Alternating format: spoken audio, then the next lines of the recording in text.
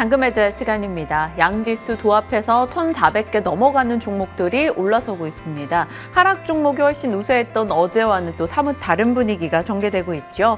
양지수 모두 빨간불 유지하면서 올라가는 종목 개수가 빠르게 늘고 있는데요. 이 가운데 시장 전략 어떻게 짜야 될 것인가 오늘 사영관 차장과 함께합니다. 어서 오세요. 네, 안녕하세요. 네.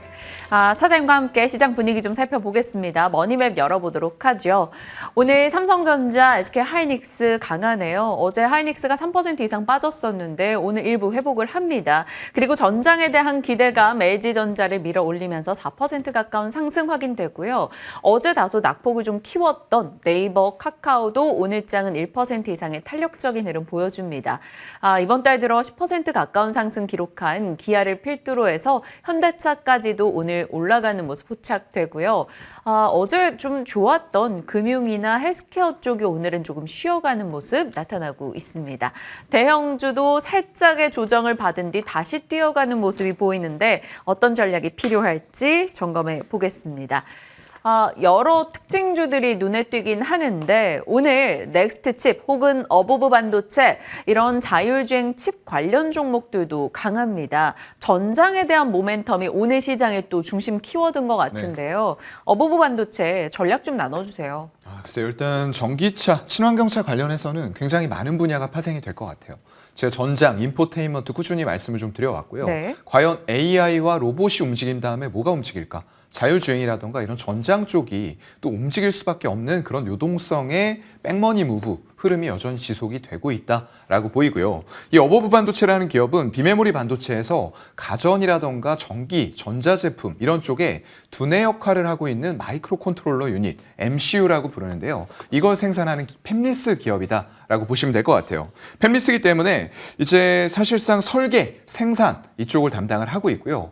500개 이상의 고객사를 포트폴리오로 보유를 하고 있기 때문에 굉장히 이익의 하방 안정성을 가지고 있는 업체다라고 보시면 될 것 같고요. 삼성이라던가 LG전자 쪽으로도 역시나 제품을 공급을 하고 있습니다. 그래서 가전과 전기 제품의 두뇌 역할이기 때문에 제가 예전에 4차 산업에서 AI 말씀드리면서 뭐라고 말씀드렸죠? 전부 다 따로 떨어져 있는 게 아니다. 그렇게 되면은 결국에는 1가구 1로봇이 들어가면서 그 로봇이 자율주행 그리고 각각의 가전제품들과 뭐로 연결된다? 사물 인터넷으로 연결이 된다.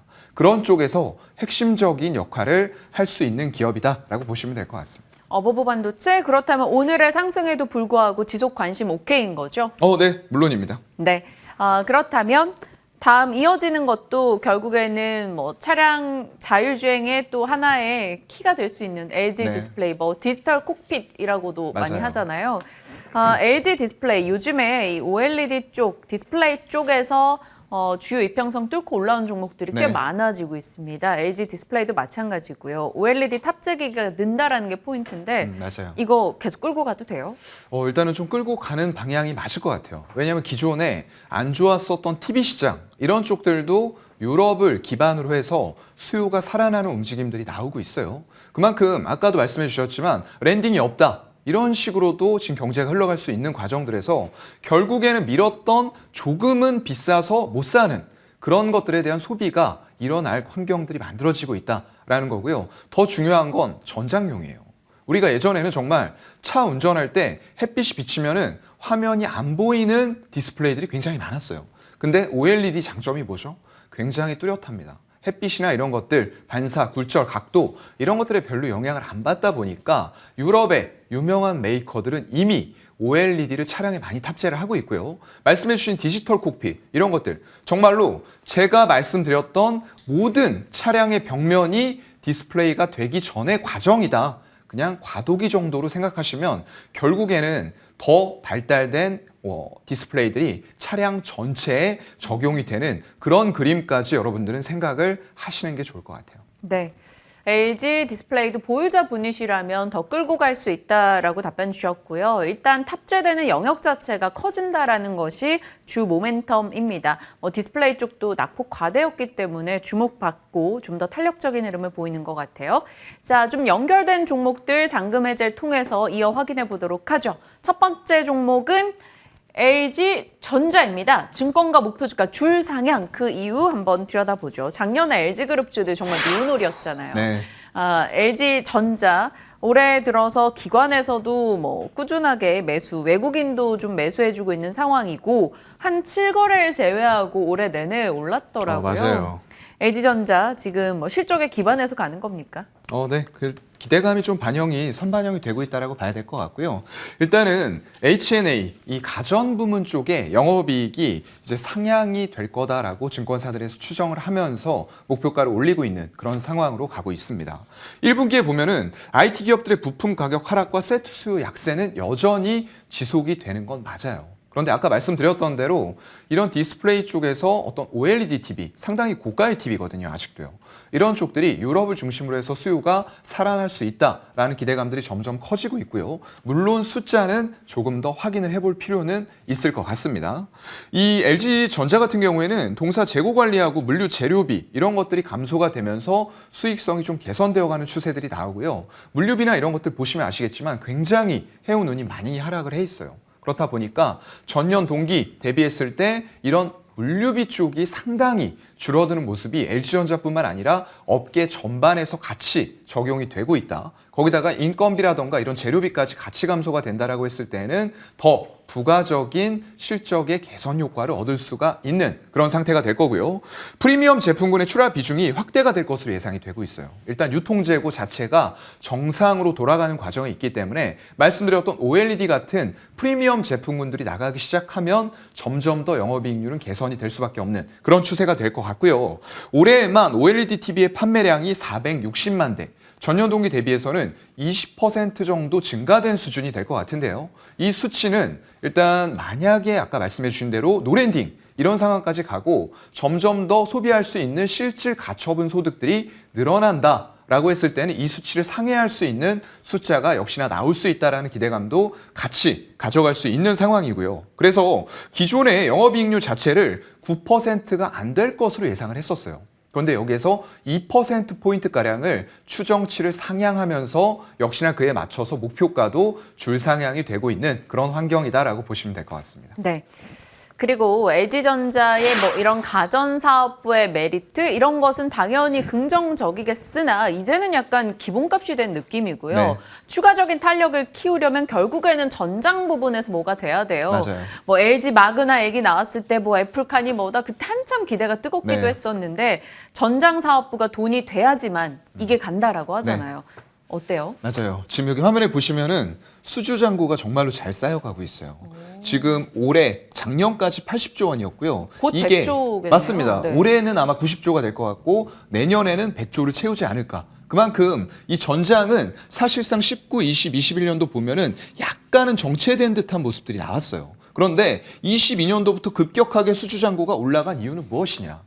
아까도 말씀드렸지만 친환경차로 넘어가는 과정에 있어서 이런 전장과 관련된 부품이라던가 인포테인먼트 이런 쪽들의 수주 잔고가 각사에서 더 요청을 할 수밖에 없는 그런 트렌드로 가고 있다는 거죠. 그래서 결국에는 안 되는 사업들을 접으면서 이렇게 잘 되는 사업 그리고 앞으로 빅트렌드에서 집중해야 될 사업들의 수주 잔고가 쌓이고 있다라는 건 굉장히 긍정적인 부분으로 볼 수가 있을 것 같아요. 선택과 집중의 이 결과물이 사실 전장 쪽이었습니다. 스마트폰을 접으면서 이런 쪽으로 주력하겠다라는 거였는데 그것들이 이제 결실을 맺게 되는 한 해가 될 것인가 지켜봐야겠고요. 일단은 긍정적인 방향을 보여주고 있죠. 또 다른 뭐 선택지 중에 하나가 로봇이 아닐까 싶어요. 지금 뭐 굴지의 대기업들은 다 로봇 사업 뛰어들고 있는 맞아요. 상황이고 네. LG 같은 경우도 저희가 뭐 뚜렷하게 막 명칭이 기억나진 않지만 로봇 네. 사업을 굉장히 많이 하고 있던데요. 많이 하고 있어요. 네, 예전부터 지분 투자를 사실상 이번에 삼성전자가 레인보우 로보틱스 쪽으로 지분 투자를 했어요. 그런데 그거보다도 LG전자는 훨씬 빠르게 지분 투자를 했었죠. 로보스타 같은 기업이나 로보티즈 쪽에 미리 지분 투자를 하면서 지금 화면에 나가시는 것처럼 LG전자의 미국 테네시 공장 자동화율을 보면은 현재까지 63% 수준으로 올라와 있어요. 굉장히 높은 겁니다. 근데 연말까지 70% 이상을 계획을 하고 있고요. 이렇게 로봇들이 지금 세탁기의 드럼통을 자동으로 만들고 있는 그림이고요. 여기에서는 완성된 건조기를 쌓아서 로봇 팔로 움직이는 이런 그림들인 거예요. 그래서 우리가 요즘에 서비스 로봇이 굉장히 대두를 받고 있어요. 하지만 여전히 아직도 산업용 쪽에서 쓰이는 로봇의 크기는 무시할 수가 없는 크기고요. 앞으로 공장 자동화와 더불어서 이 규모는 더욱더 커질 수밖에 없다. 거기다가 아까 말씀드렸던 대로 LG전자, 삼성전자 이런 글로벌 가전 기업들의 가전은 이미 전 세계로 많이 나가 있어요. 앞으로도 많이 나갈 겁니다. 프리미엄군으로요. 그런 쪽들의 어느 기능이 탑재가 될 거냐. 로봇들이 전부 다 연결을 하겠죠. 통신망을 연결하면서 모든 가전제품을 사물 인터넷으로 연결 지어서 결국엔 로봇이 모든 걸 통제하는 그런 가전 서비스 로봇까지 LG전자는 꿈을 꾸고 이미 이런 로보스타라던가 로보티즈 같은 기업들의 지분 투자가 들어갔다라고 보시면 될 것 같습니다. 갖고 있는 강점, 가전들을 또 IoT로 다 연결해서 하겠다는 좀 큰 그림을 그렸던 LG전자의 방향에 대해서 긍정의 시각을 주신 거고요. 네. 그럼 오늘장 4.5% 정도 올라가고 올해 좀 많이 오른 상황인데 네. 가격 전략 어떻게 짜세요?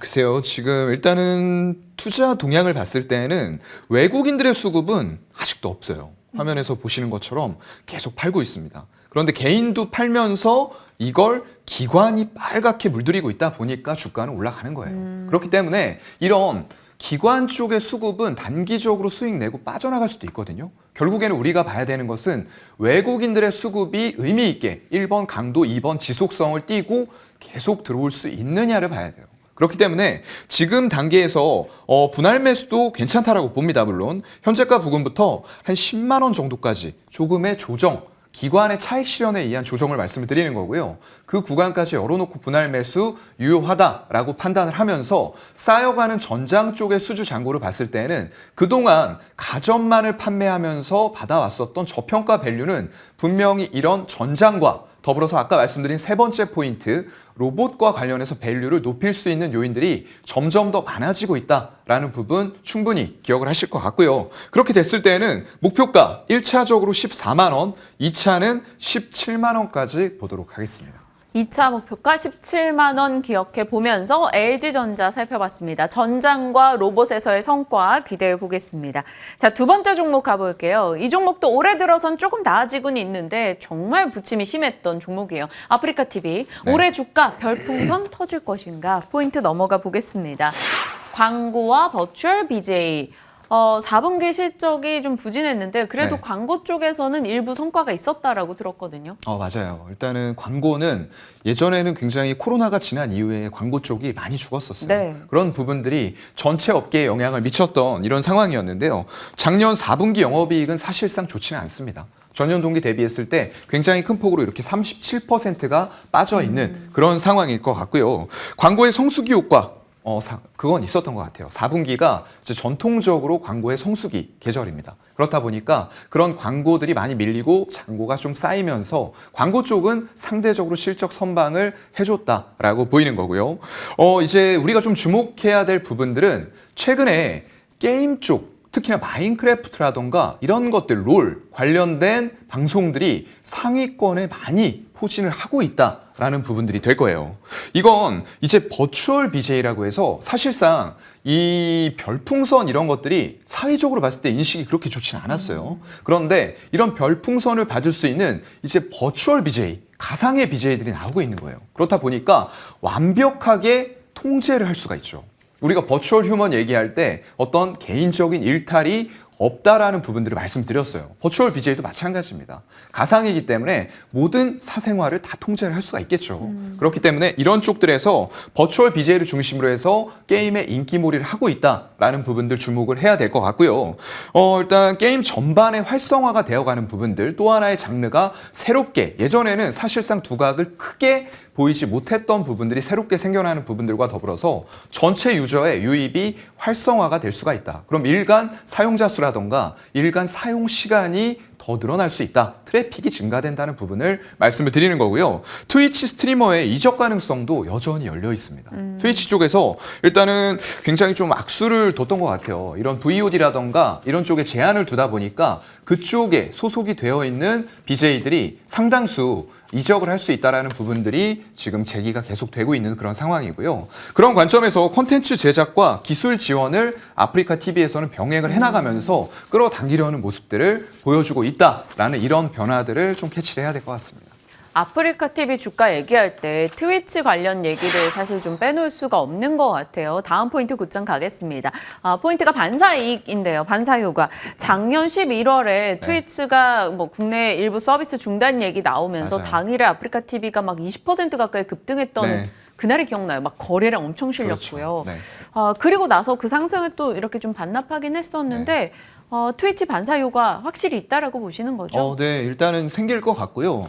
지금 여기 보시게 되면은 VOD 기능 중단을 발표했던 트위치 쪽에서 11월 10일 했었던 날 일단은 점유율 격차가 좀 있습니다. 사실상 보면은 이게 데일리 유저예요. 얼마나 많은 이용자들이 이 트래픽에 접속을 하느냐인데 이때만 해도 계속 격차가 벌어져 있던 상태에서 그게 지나고 나니까 11월 한 17일 이후로는 급격한 상승들이 일단 눈에 띄기 시작을 합니다. 이런 파동들이 나온 이후에 지금은 다시 저점을 한 번 더 잡긴 했지만 꾸준하게 트래픽이 일단 우상향 해나갈 수 있는 그런 흐름들을 보여주고 있어요. 그런 상황에서 일단 이슈가 있을 때마다 이런 부분은 계속 반복이 될 것 같고요. 결국에는 우리가 걱정을 했었습니다. 이런 유튜브가 한국에 들어온다라고 했을 때 아프리카 TV 다 뺏기는 거 아니야? 라는 걱정들을 했었어요. 근데 실제 뚜껑을 열어놓고 보니까 그렇지가 않았던 거죠. 수익을 잘 창출했고요. 그만큼의 서로 다른 영역을 고유하게 지켜나가면서 발전시키는 모습들이 있기 때문에 만약에 트위치 쪽에서 BJ들이 대거 이적을 해올 수 있는 환경들을 마련해준다라고 했을 때는 상당 부분을 더 이쪽에 점유율을 가져올 수 있는 계기가 분명히 될 것 같습니다. 네. 그렇다면 앞으로의 성장 동력을 어디에서 찾아야 될지 궁금합니다. 사실 일간 사용자에게만 국내 일간 사용자에만 저희가 의존하기에는 조금 불안하기도 하거든요. 맞아요. 뭔가 다른 모멘텀이 필요해요. 네, 일단 국내는 시장이 좀 작습니다. 그렇기 때문에 해외로 우리가 결국에는 뻗어나갈 수밖에 없다라고 생각을 하고요. 지금 한국에서 해왔던 방식의 강점을 충분히 살린다라고 했을 때에는 성공 가능성은 저 개인적으로는 높다라고 생각을 하고 있어요. 그래서 해외 쪽은 지금 베트남 쪽과 진행되는 부분이 있어요.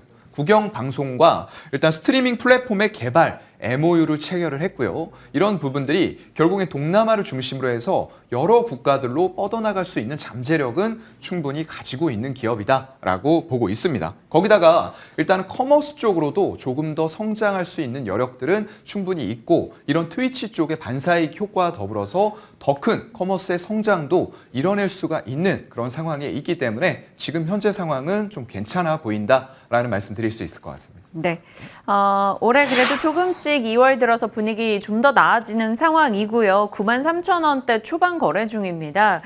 작년에 내려온 거 보면 목표가 좀 공격적으로 잡아도 되나 이런 생각도 드는데 어찌 보세요? 글쎄요. 일단 최근에는 외국인 점유율이 조금 빠지고는 있어요. 마찬가지로. 그래서 지금 현재는 횡보 구간 정도에 들어와 있다라고 보이는데 일단 우린 21선까지 좀 열어놓고 21선. 분할 매수하는 관점이 좋을 것 같아요. 대략 한 85,000원 정도의 위치해 있는 가격이고요. 매수 평단의 10에서 15% 손절가 잡아드리는 동시에 목표가는 일단 12만 원 1차로 잡은 이후에 상황들 보면서 추가 상향 가능하겠습니다. 네, 일단 그 아프리카 TV에 대해서 21선까지는 살짝 열어놓고 조정받을 경우 매수 관점 대응을 주신 거예요. 목표가 12만 원대 잘 기억하시면서 대응하시길 바랄게요. 저희 차장님과 ASR 종목에 있어서 조금 속도를 냈습니다. 바로 네오웨이즈예요. 오늘 시가 기준으로는 12%, 최고가 기준 한 25% 정도 수익이 나고 있는 상황이고요. 영업이익 기준으로 봤을 때 실적은 92% 급감입니다. 요즘 게임사들 다 실적이 좀 좋지 않은 상황이고요. 연간으로도 보죠. 연간으로는 영업이익 6.4% 증가인데요. 네오웨이즈 보유자분을 위한 전략 좀 주세요. 글쎄요. 지나간 실적에는 그렇게 크게 저는 관심이 없고요. 이제 그 처음에 말씀드렸던 포인트 자체도 올해 대작인 이제 피해 거짓 이게 얼마만큼 판매가 될 것이냐. 200만 장 이상은 아마 기정사실이지 않을까 싶고요. 여기에서 플러스 알파로 얼마가 더 판매되느냐에 따라서 목표가는 그때 말씀드렸던 목표가가 있는데 추가 상향 역시나 가능한 자리다라는 말씀을 한 번 더 드리도록 하겠습니다. 갖고 계신 분들이라면 지속 보유 가능하다라고 정리가 될 것 같아요. 네오웨이즈까지 살펴봤습니다. 오늘 사용관 차장과 전략 챙겼습니다. 고맙습니다. 네, 고맙습니다.